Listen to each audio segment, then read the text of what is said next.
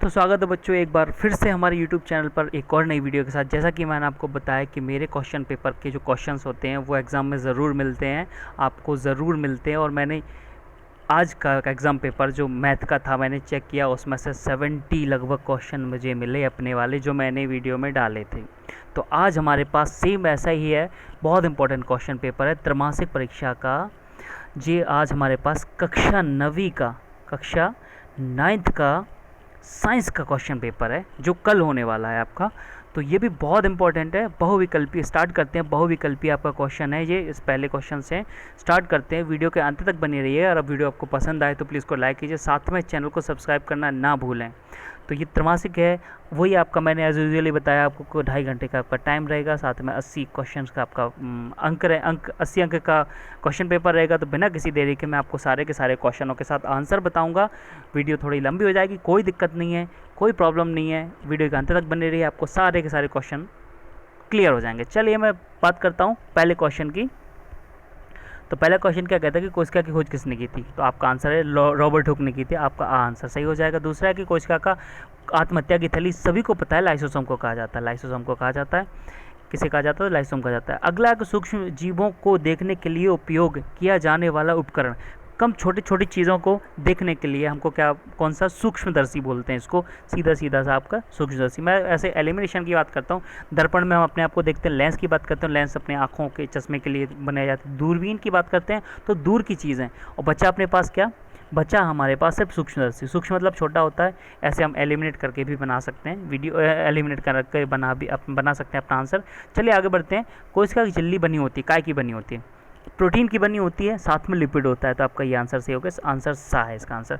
चलिए बढ़ते हैं पांचवे की ओर करते हैं। पांचवा का क्या है कि यदि किसी कोशिका को अति परासरणीय विलयन में रखा जाता है तो इसमें क्या परिवर्तन होता है?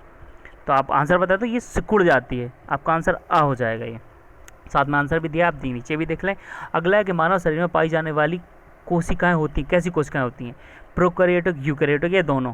या पादप कोशिका तो हो ही नहीं सकती, सीधी सी बात है, पादप कोशिका नहीं होती, दोनों नहीं होती, क्योंकि मानव शरीर के पास सेल्स बनी होती हैं तो कोशिकाएं होती हैं। तो आपका आंसर हो जाएगा यूकैरियोटिक, प्रोकैरियोटिक नहीं होती हैं। आंसर आपका बा हो जाएगा, ये आपका आंसर दिया हुआ है नीचे, ये भी क्लियर कर लीजिए, देख लीजिए उत्तर बा छठवे का। सातवें की बात करते हैं, पादप में कौन सी कोशिका होती हैं? पादप में कोशिका भित्ति बनी होती है, किसकी बनी होती है? सेलुलोज की बनी होती है। आपकी आंसर आपका सा हो जाएगा।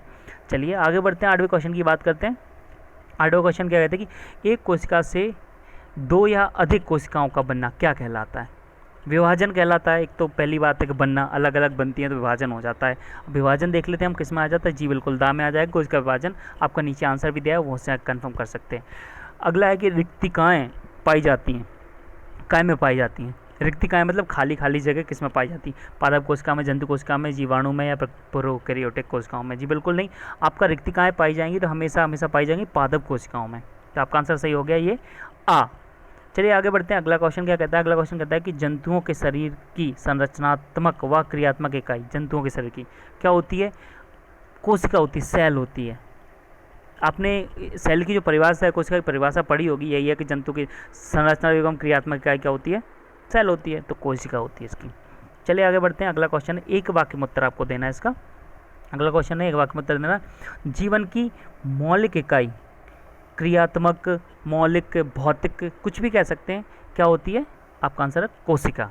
दूसरा, कोशिका क्या आपस में एक दूसरे से जुड़ी होती हैं? बिल्कुल, जब तक जुड़ी नहीं रहेंगी तो हमारा स्किन कैसे बनेगा? जुड़ने के बाद ही वो स्किन बनाती हैं, जुड़ने के बाद ही आपका मसल्स बनाती हैं, जुड़ने के बाद ही आपके टिश्यूज़ बनाती हैं, ऊतक बनाती हैं, जुड़ने के बाद ही आपके नाखून, बाल, सब चीज़ें एक दूसरे से जुड़ जाती हैं तभी बनते हैं। जी बिल्कुल, इसका आंसर होगा हाँ। जी हाँ, आगे बढ़ते हैं। तीसरे की बात करते हैं, कोशिका में पाए जाने वाले घटकों का नाम क्या है? कोशिका में क्या क्या पाया जा सकता है? आपने देखा होगा, एक इसकी पिक्स देखी होगी, आपके बुक में ज़रूर होगी, आप उसमें देखना क्या क्या मिलेगा। माइटोकॉन्ड्रिया मिलेगा, जी बिल्कुल, गोल्गी मिलेगा, राइबोसोम मिलेगा, लाइसोसोम मिलेगा, क्लोरोप्लास्ट मिलेगा, केंद्रक मिलेगा, कोशिका झिल्ली मिलेगी, रिक्तिकाएँ मिलेंगी। रिक्तिकाएँ मिलेंगी नहीं मिलेंगी, रिक्तिकाओं को नहीं पता, लेकिन ये सारी चीज़ें मिलेंगी आपको। चलिए आगे बढ़ते हैं। आगे बढ़ते हैं कि पादप कोशिका, जी बिल्कुल, रिक्तिकाएँ मिलेंगी, क्यों मिलेंगी कि हाँ कोशिका है ना, इन्होंने कोई एक पर्टिकुलर नाम नहीं दिया, मानव कोशिका या फिर पादप कोशिका, इसीलिए रिक्तिका भी मिलेंगी। यहाँ से अभी आपको मैंने बताया ना रिक्तिका होती हैं कि नहीं होती हैं। चलिए आगे बढ़ते हैं, अगला क्वेश्चन देख लेते हैं। अगला क्वेश्चन क्या कहता है आपसे कि पादप कोशिका भित्ति किसकी बनी होती है, पादप की कोशिका की। अभी यार कुछ देर पहले मेरा क्वेश्चन आया था, वो पादप कोशिका किसकी बनी होती है, ये होती है सेलुलोज की बनी होती है। एक नंबर में आ गया। अगला ऊर्जा का पावर हाउस माइटोकॉन्ड्रिया, सबको पता है, छोटे से छोटे बच्चों को पता है जो साइंस पढ़ रहा होता है। आगे बढ़ते हैं, राइबोसोम किसका निर्माण करता है, राइबोसोम निर्माण करता है प्रोटीन का। एक लाइसोसोम होती है, वो क्या होती है, सेल्स होती है, वो खुद को खाती है, सेल्स को खाती है, वो होती है अपनी बॉडी में, अपने पेट स्टमक में पाई जाती है। चलिए आगे बढ़ते हैं, कब काम करती है, जब हमको भूख लगती है और हमें खाना नहीं मिलता, तो धीरे धीरे करके हम शरीर का हमारे का विकास जो है रुक जाता है और धीरे धीरे हम कम होने लगते हैं। धीरे धीरे हमारी मसल्स है, फैट है, वो बर्न होने लगता है, कटने लगता है। तो वो लाइसोसोम जो होता है ना, वो कोशिकाओं को खाता है, हमारे प्रोटीन जो कोशिकाओं को खाता है बॉडी की, तो इससे हम पतले होते हैं, ज़्यादा लंबे समय तक हमको खाना नहीं मिले। ये चीज़ हो गई, बॉडी की बात करते हैं। अभी हम आते हैं वापस से क्वेश्चन पे। ये क्या है, जीवन का मूल इकाई क्या है, कोशिका है। 7वें क्वेश्चन, जीवन की मूल इकाई क्या है, तो कोशिका होती है, ये आपका आंसर हो गया। चलिए आगे बढ़ते हैं, 8वें की बात करते हैं। कोशिका की खोज किसने की, पहला भी क्वेश्चन यही था, ये आपका 8वां क्वेश्चन भी होगा। मैं ये बोल रहा हूँ, ये वाले क्वेश्चन जो हैं किसी में भी पूछे जा सकते हैं, ज़रूरी नहीं जो मैं आपको क्वेश्चन बता रहा हूँ ऐसे ही पूछे जाएँ। ऐसा पूछ सकते हैं, कोशिका की खोज किसने की, साथ में 4 ऑप्शन दे दिए जैसे पहला दिया था, ऐसा भी हो सकता है। तो चलिए आगे बढ़ते हैं, अगला क्वेश्चन देख लेते हैं। 9वें की बात करें ना, तो पादप कोशिका की कोशिका भित्ति बनी होती है, पादप कोशिका की, सेलुलोज की, ये पहले भी आ चुका है। चलिए आगे बढ़ते हैं, कोशिका में होने वाली जैविक क्रियाओं का नियंत्रण किसके द्वारा होता है, केंद्रक के द्वारा। बिल्कुल बीच में, कोशिका के बीच में केंद्रक पाया जाता है, उसके द्वारा ही हमारे जैविक क्रियाओं का नियंत्रण किया जाता है। चलिए आगे बढ़ते हैं, अगला क्वेश्चन है, कोशिका का पावर हाउस क्या कहलाता है। अभी मैंने आपको बताया माइटोकॉन्ड्रिया। अब बताते हैं, मानव शरीर की सबसे बड़ी कोशिका क्या होती है, सबसे बड़ी कोशिका होती है तंत्रिका कोशिका, या तंत्रिका तंत्र होती है, वो भी कोशिका, एक ही बात है। चलिए आगे बढ़ते हैं, ये आपका आंसर हो गया। बहुत इंपॉर्टेंट क्वेश्चन है और सारे के सारे मैं आपको आंसर्स भी बताते जा रहा हूँ। तो अगर आपको वीडियो पसंद आए तो प्लीज़ को लाइक कीजिए, साथ में चैनल को सब्सक्राइब करना ना भूलें। आप चैनल को सब्सक्राइब नहीं करते हैं, सिर्फ आप अपनी वीडियो देखते हैं, व्यू देते हैं, उसके अलावा आप सब्सक्राइब नहीं करते, तो प्लीज़ करके सब्सक्राइब भी कर दीजिए, साथ में बेल आइकन प्रेस कर दीजिए। चलिए बढ़ते हैं, रिक्त स्थानों की बात करता हूँ। तो विलयन एक मिश्रण है, क्या है, सममांगी मिश्रण है, मिला हुआ मिश्रण है।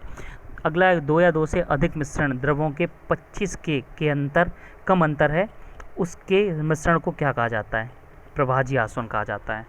ये खालिस्तान था। अगला है, बर्फ जल तथा जलवाष्प खालिस्तान गुण समान होते हैं, क्या, रासायनिक गुण समान होते हैं सबके, जल बर्फ और जलवाष्प सेम ही होता है। अगर अपन जल को गर्म करेंगे तो जलवाष्प बनेगा, और अगर उसको जमाएंगे तो बर्फ बन जाएगी, इसीलिए रासायनिक उत्तर समान होते हैं गुण। आगे बढ़ते हैं, कोलाइडी विलयन द्वारा प्रकाश की किरणों का फैलना कहलाता क्या, टिंडल प्रभाव। आपने पढ़ा होगा ये क्वेश्चन, टिंडल प्रभाव बहुत इंपॉर्टेंट है, हो सकता है नीचे आपको टिंडल प्रभाव का क्वेश्चन मिल जाए। चलिए आगे बढ़ते हैं, अगला है कि पुष्प की पंखुड़ियों के निचोड़ से रंजक को पृथक करने में विधि प्रयुक्त होती है, कौन सी वाली, आसवन विधि। ये आपका आंसर हो गया। 6वें की बात करते हैं, आसुत जल खालिस्तान विधि से प्राप्त किया जाता है, कौन सी वाली विधि, आसवन। ये सेम जो पंखुड़ियों के साथ होता है ना, सेम आसुत जल से साथ होता है। आगे बढ़ते हैं, 7वें की बात करते हैं, एक ही प्रकार के कणों से बनने वाले पदार्थ क्या कहलाते हैं, शुद्ध पदार्थ कहलाते हैं। अगला, विलयन के इकाई आयतन में उपस्थित विलय की मात्रा की कहलाती है, क्या कहलाती है, सांद्रता कहलाती है। आगे बढ़ते हैं, अब अगले क्वेश्चन की बात करते हैं, 9वें क्वेश्चन की बात कर लेते हैं कि एक ही प्रकार के परमाणु से बने पदार्थ क्या कहलाते हैं, तत्व कहलाते हैं। परमाणु से बने पदार्थ पर एक ही प्रकार के परमाणु होना चाहिए, तब वो तत्व कहलाते हैं। तो दूध एक विलयन है, कौन सा वाला, कोलाइडी विलयन है। कोलाइडी विलयन, ये भी बहुत इंपॉर्टेंट है, चांसेस है कि पूछ सकता है, ये कोई इनका भरोसा नहीं रहता, बहुत इंपॉर्टेंट क्वेश्चन है, पूछ सकते हैं ये। चलिए आगे बढ़ते हैं, अगला है कि किसी पदार्थ को ठोस से सीधे वाष्प में बदलने की क्रिया, ठोस से सीधे वाष्प में बदलने के लिए ऊर्ध्वपातन कहलाती है। जैसे मैं आपको एग्जांपल देता हूँ, पदार्थ ठोस क्या है, ठोस हो गई हमारी क्या है, मोमबत्ती। इसको हम जलाएंगे तो जल में परिवर्तित नहीं होगी, सीधा वो वाष्प में परिवर्तित हो जाएगी। ये उसका उदाहरण हो गया, क्या हो जाएगी, मोमबत्ती। मोम होता है ना, मोमबत्ती, वो।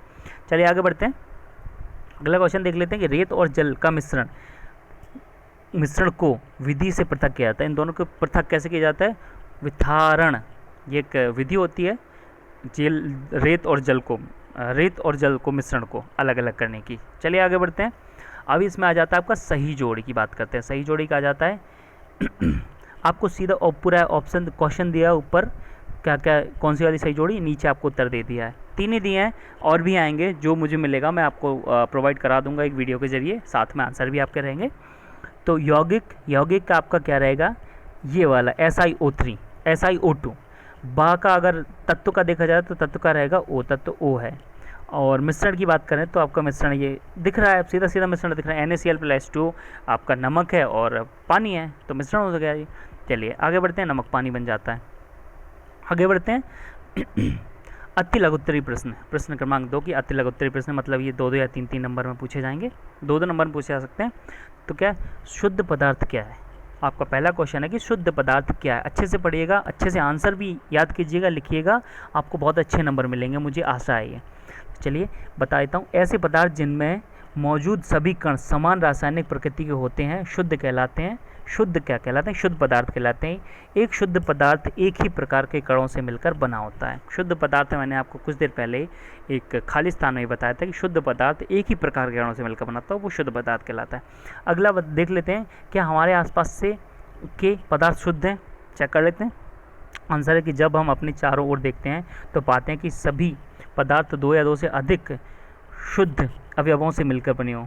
शुद्ध है ये, बौद्ध नहीं है, अवयवों से मिलकर बने। उदाहरण के लिए समुद्र का जल, खनिज, मिट्टी, ये शुद्ध नहीं अशुद्ध होगा, ये अशुद्ध से 2 या 2 से अशुद्ध से मिलकर बने होते हैं। खनिज, मिट्टी आदि में सभी मिश्रण हैं। इसी प्रकार के अन्य विभिन्न वस्तुएं जैसे दूध, जल, वसा आदि भी मिश्रण हैं। यह सभी वस्तुएं विभिन्न पदार्थों से मिलकर बनी, अतः ये शुद्ध नहीं है। इसका मतलब क्या है, अशुद्ध हैं ये। ओके, तो ये आपका आंसर हो गया। आगे बढ़ते हैं, अगले क्वेश्चन को देख लेते हैं। अगला क्वेश्चन क्या कहता है कि मिश्रण से आप क्या समझते हैं। मिश्रण से सीधी सी बात है, 2 या 2 से अधिक शुद्ध पदार्थों की अनिश्चित मात्रा आपको मिश्रण कहलाती है। चलो मैं आंसर आपको बता देता हूँ क्या है कि मिश्रण क्या है, 2 या 2 से अधिक शुद्ध पदार्थों के अनिश्चित अनुपात में मिलाने से बने पदार्थ जिनमें उनके अवयवों के गुण विद्यमान रहते हैं मिश्रण कहलाते हैं। एक प्रॉपर तरीके से परिभाषा लिखना ज़रूरी है। एग्जामिनर को बस उसके अच्छे आंसर की उम्मीद है। आप अच्छा आंसर लिखिए, आपको बहुत अच्छे नंबर मिलेंगे, ये मैं आपसे गर्व के साथ कहता हूँ। चलिए आगे बढ़ते हैं कि मिश्रण कितने प्रकार के होते हैं। अगर आपको वीडियो पसंद आ रहा है तो इसको लाइक कीजिए, साथ में शेयर भी कीजिए अपने दोस्तों को, ताकि वो भी उसका लाभ ले सके। साथ में चैनल को सब्सक्राइब ज़रूर कर दीजिए। आगे आपका मैंने बता दिया था कि क्वेश्चन है कि मिश्रण कितने प्रकार के होते हैं। आपको बता देता हूँ कि अवयवों की प्रकृति के अनुसार विभिन्न प्रकार के मिश्रणों का निर्माण होता है। इस तरह मिश्रण के कई प्रकार होते हैं, जैसे सममांगी मिश्रण, विसममांगी मिश्रण, ऐसे कई होते हैं वैसे तो, लेकिन सममांगी विसममांगी फेमस हैं इसलिए इनको बताया। अगला है कि विलयन क्या है। उत्तर होगा आपका, इसका आंसर हो जाएगा विलयन 2 या 2 से अधिक पदार्थों का सममांग मिश्रण होता है, जैसे नींबू जल, सोडा जल आदि विलयन के ही उदाहरण है। ये विलयन हो गया। मिश्रण अलग होता है, मिश्रण मैंने आपको बता दिया है, पहले तीसरे क्वेश्चन में आपको बता दिया है मैंने, तीसरे वाले क्वेश्चन में, वो अलग है, ये अलग चीज़ है विलयन। चलिए छठवें की के तत्व किसे कहते हैं। तत्व एक ही प्रकार के परमाणु से मिलकर बने पदार्थ तत्व कहलाते हैं। ये भी सेम है, एक ही प्रकार के परमाणु होना चाहिए तभी वो तत्व कहलाएंगे। जैसे सोना, चांदी, तांबा, लोहा, एल्यूमिनियम, एक ही प्रकार का तत्व, इसमें अलग से मिलाया नहीं है, मिला दिया तो ये क्या बन जाएगा, मिश्रण। चलिए, और इसे हम तत्व में अगर मिलाया जाएगा तो उसको यौगिक कहेंगे, यौगिक मिला के बनाया जाता है।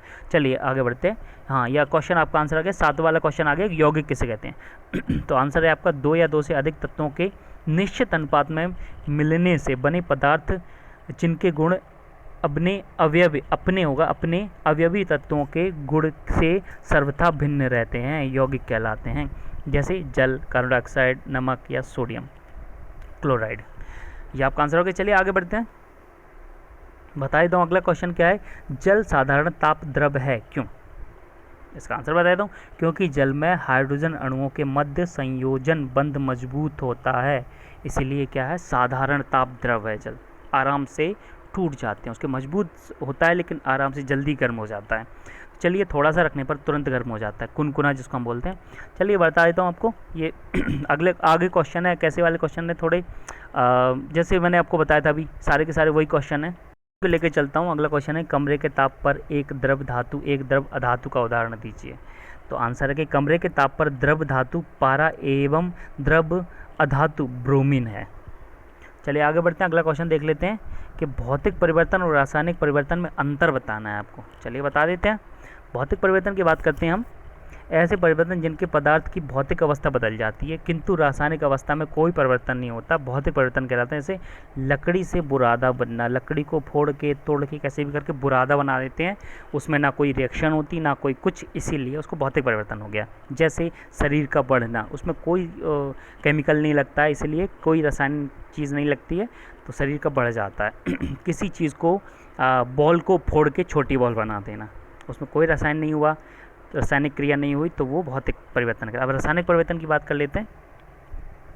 रासायनिक परिवर्तन ऐसा परिवर्तन जिनमें पदार्थ की भौतिक अवस्था के साथ साथ रासायनिक अवस्था भी बदल जाती है। जैसे दूध से दही बनना, दूध पतला होता है, दही गाढ़ा होता है, साथ में फिजिकल भी चेंज हुआ है उसमें और केमिकल भी चेंज हुआ है, दोनों चेंज हुए हैं। चलिए अगले क्वेश्चन की बात कर लेते हैं। अगला क्वेश्चन है कि शुद्ध पदार्थ एवं अशुद्ध पदार्थ में अंतर बताइए। तो चलिए हम इनका अंतर बता देते हैं। आपको आंसर है सामने ही दिया हुआ है कि ऐसा पदार्थ जो एक ही प्रकार के कणों से बना होता है वो शुद्ध पदार्थ कहलाता है, जैसे सोना चांदी। अब बात कर लेते हैं अशुद्ध की, कि ऐसा पदार्थ जो विभिन्न प्रकार के कणों से मिलकर बनता है अशुद्ध पदार्थ कहलाता है। जैसे वायु, जैसे ऊपर चलती हुई वायु, जितनी भी गैसें हैं, मिली हुई गैसें हैं ब्रह्मांड में, वो सारी की सारी। आगे बढ़ते हैं, अगला क्वेश्चन देख लेते हैं कि निलंबन किसे कहते हैं। 12वां क्वेश्चन हो जाएगा आपका कि निलंबन किसे कहते हैं। इसका आंसर है कि यह विषमांगी मिश्रण है जिसमें विलेय पदार्थ के कण घुलते नहीं बल्कि माध्यम की समष्टि में निलंबित रहते हैं। ये कण आँखों से देखे जा सकते हैं। जो निलंबन होता है ना वो। चलिए अब आते हैं लघुत्तरी क्वेश्चन पे। ये अति लघुत्तरी थे, अब आते हैं लघुत्तरी क्वेश्चन पे। ये लगभग आएंगे आपके 3 नंबर के। चलिए आपको बता देता हूँ, कुछ क्वेश्चंस हैं, इंपॉर्टेंट क्वेश्चन है, वीडियो के लास्ट तक बने रहिए, बहुत फ़ायदा होगा आपको। चलिए बढ़ता हूँ। तो निम्नलिखित अभिलक्षणों वाले प्रत्येक मिश्रण का एक उदाहरण दीजिए तथा इन मिश्रण के अवयवों को पृथक करने की उपयुक्त विधि का नाम बताइए।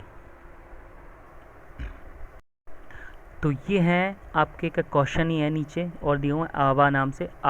दो अभिषरणीय द्रव्य व क्वथनांक में पर्याप्त अंतर रखने वाले वाष्पशील अवयव है। किसी सहायक किसी विलयक में घुले 2 या 2 से अधिक रंगीन अवयव। चलो मैं इसका आंसर बताऊँ। दा की बात कर लेता हूँ।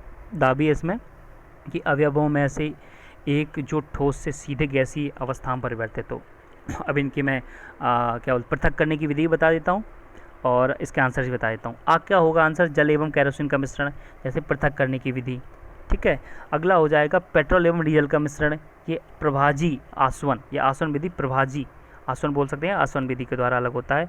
काली स्याही का जल में विलयन एक क्रोमेटोग्राफी विधि द्वारा होता है। तथा नमक तथा अमोनियम क्लोराइड का मिश्रण, ये हो गया आपका दा का आंसर। और इसकी विधि क्या होती है? ऊर्ध्वपातन विधि। इसका दा का बात करते हैं ना, मैंने बोला था कि ठोस से सीधा गैसीय अवस्था में, तो ठोस से सीधा गैसीय अवस्था में ऊर्ध्वपातन, मैंने क्वेश्चन आपको बता दिया। इसका आपका उदाहरण भी बताया था कि मोमबत्ती होती है वो। चलिए दूसरे क्वेश्चन की ओर चलता हूँ लेके आपको। दूसरा क्वेश्चन क्या कहता है कि एक तत्व अत्यधिक ध्वनिक तथा तन्य है, आप इस तत्व को किस श्रेणी में वर्गीकृत करेंगे? इस तत्व के अन्य अभिलक्षण भी बताइए। तो आपका आंसर बता दें। इस तत्व को धातु तत्व की श्रेणी में वर्गीकृत करेंगे। इस तत्व के अभिलक्षण निम्न हैं। यह आघात वर्धनीय है, यह ऊष्मा एवं विद्युत का सुचालक है, यह चमत्कार होता है, यह सामान्यतः ठोस तथा कठोर होता है। यह आपका आंसर हो गया। चलिए अगले क्वेश्चन को लेकर चलता हूँ। अगला क्वेश्चन है, ये काफ़ी लंबा वीडियो हो जाएगा, वीडियो के साथ बने रहिएगा, बहुत इंपॉर्टेंट है, बहुत फ़ायदेमंद भी होगा। अगला क्वेश्चन है कि एक संतृप्त विलयन, ये बहुत इंपॉर्टेंट क्वेश्चन है। संतृप्त विलयन मतलब ये मान लो ये पूरा आपको सीधा सीधा मिल जाएगा, सीधी सी बात है ये। तो आपका क्वेश्चन क्या है कि एक संतृप्त विलयन बनाने के लिए 36 ग्राम सोडियम क्लोराइड को 100 ग्राम जल में इतने डिग्री मतलब 293 केल्विन पर घोला जाता है, मतलब गर्म किया जाता है। याद रखना, केल्विन मतलब ताप होता है। तब इस तापमान पर सांद्रता ज्ञात कीजिए, आपको सांद्रता ज्ञात करनी है। चलिए बता देता हूँ, आपको दिया गया है कि सोडियम क्लोराइड आपका इतना है और जल का द्रव्यमान इतना होगा। विलयन का द्रव्यमान क्या होता है? विलेय का द्रव्यमान प्लस विलायक द्रव्यमान। 36 और 100 136 हो जाए आपके। विलयन की सांद्रता का एक सूत्र होता है, ये आपको याद कर लेना, इसके स्क्रीनशॉट ले लेना है, सीधी सी बात है, मैंने आपको रख दिया है ऐसे, आप इसका स्क्रीनशॉट ले सकते हैं आसानी से। और ये आपका फॉर्मूला हो गया। फॉर्मूले में रखने के बाद आपको क्या है, 293 केल्विन ताप पर सांद्रता कितनी हो जाएगी सॉल्यूशन के बाद? 26.47, 26.47, ये आपका आंसर हो जाएगा। चलिए आगे बढ़ते हैं। चौथे क्वेश्चन की बात कर लेते हैं। चौथा क्वेश्चन क्या कहता है कि आपको रेत, लौह छीलन, अमोनिया क्लोराइड तथा सोडियम क्लोराइड युक्त मिश्रण दिया गया है। इस मिश्रण से इन अवयवों को पृथक करने के लिए प्रयुक्त प्रक्रियाओं को सुझाइए। मतलब विधि बताना है आपको कि आपको इन सब चीज़ें दी हैं, आपको अलग अलग करना है प्रक्रियाओं को, मतलब विधि बताना है। तो दिए गए पृथक करने की प्रक्रिया सुझाव देते हैं। उत्तर बात करता हूँ, पहले की बात करता हूँ ना। सर्वप्रथम मिश्रण को एक पात्र में रखकर उसमें चुंबक घुमाते हैं, जिससे लौह छीलन पृथक हो जाता है, पहला हो गया। और इसे चुंबक से पृथक कर अलग रख देते हैं। पहला कंप्लीट हो गया आपका काय का, लोहे के छीलन के, ठीक है। दूसरा, मिश्रण में ऊर्ध्वपातन की प्रक्रिया द्वारा ऊर्ध्वपातन अमोनिया क्लोराइड का पृथक कर लेते हैं। दूसरा क्या हो गया, अमोनिया क्लोराइड का ऊर्ध्वपातन की क्रिया। तीसरा, शेष मिश्रण को जल में घोलते हैं, जिससे सोडियम क्लोराइड जल में घुलनशील होने के कारण घुल जाता है, इससे रेत तली में बैठ जाती है। ये रेत का कंप्लीट हो चुका है। चौथे की बात करते हैं, बड़े अच्छे क्वेश्चन हैं। चौथे के, इस विभाजन को फिल्टर पत्र से छानते हैं तो रेत फिल्टर पत्र के ऊपर अवशेष के रूप में बचता है। ये रेत भी आ गया उसमें, और दूसरा इसके पहले वाले में क्या आ गया आपका, सोडियम क्लोराइड भी आ गया। रेत अलग हो जाता है, सोडियम क्लोराइड अलग हो जाता है। सोडियम क्लोराइड को अलग तो पानी वगैरह मिलाते हैं तो घुलनशील होता है, घुल जाता है, तो रेत भी नीचे पहुंच जाता है। फिर हम इसको छानते हैं ना फिल्टर से, तो रेत ऊपर रहता है, सोडियम क्लोराइड का वो जो फिल्टर है ना वो नीचे पहुँच जाता है। देख लेते हैं, अवशेष के रूप में बचता है तथा सोडियम क्लोराइड निस्यंद मतलब फिल्टर के रूप में बीकर में एकत्रित हो जाता है। आपका सब अलग अलग हो गया। अब बात करें, सोडियम क्लोराइड वाले निस्यंद विलयन को गर्म करते हैं तो जल वाष्पीकृत होकर उड़ जाता है। मतलब जल गर्म करेंगे तो उसको जल ऊपर उड़ जाएगा तथा सोडियम क्लोराइड के क्रिस्टल शेष रह जाएंगे। ये आपके टोटल कंप्लीट होते हैं। आगे बढ़ते हैं अगले क्वेश्चन की ओर। अगला क्वेश्चन क्या कहता है कि मिश्रण एवं यौगिक में अंतर स्पष्ट कीजिए। चलिए आंसर की लेके चलता हूँ आपको। ये आपका आंसर है। तो मिश्रण एक साइड लिख लिया, एक साइड यौगिक लिख लिया। पहले मिश्रण की बात करें, दो या दो से अधिक शुद्ध पदार्थों के द्वारा बिना रासायनिक क्रिया के निर्मित पदार्थ मिश्रण होता है। अगर यौगिक की बात करें, दो या दो से अधिक तत्वों के रासायनिक क्रिया के फलस्वरूप निर्मित पदार्थ यौगिक कहलाता है। मिश्रण की बात करते हैं, दूसरा, इनमें घटकों के गुण विद्यमान होते हैं, और यौगिक में इनमें घटकों के गुण सदैव भिन्न होते हैं, अलग अलग होते हैं। उसमें विद्यमान होते हैं लेकिन उसमें अलग अलग होते हैं दोनों में। तीसरे की बात करें, इनमें घटकों का भौतिक विधियों द्वारा सुगमता से पृथक किया जाता है। और अगर आप यौगिक की बात करें, इनके घटकों को भौतिक विधियों द्वारा पृथक नहीं किया जा सकता। तो यही आपका आंसर है। आज की वीडियो में इतना ही। मिलता हूँ अगली वीडियो में कुछ ऐसी क्वेश्चन आंसर के साथ। जैसा कि मैंने आपको बताया पहले भी कि मेरे जो क्वेश्चंस होते हैं 80 में से लगभग 60 से 65% चांसेस होते हैं, और 70% ही कह सकते हैं कि क्वेश्चन आ जाएंगे। तो अच्छे से वीडियो को देखें, पूरी देखें, और साथ में बेल आइकन को प्रेस करें, साथ में चैनल को सब्सक्राइब ज़रूर करें, साथ में और वीडियो को लाइक भी कर दें। धन्यवाद।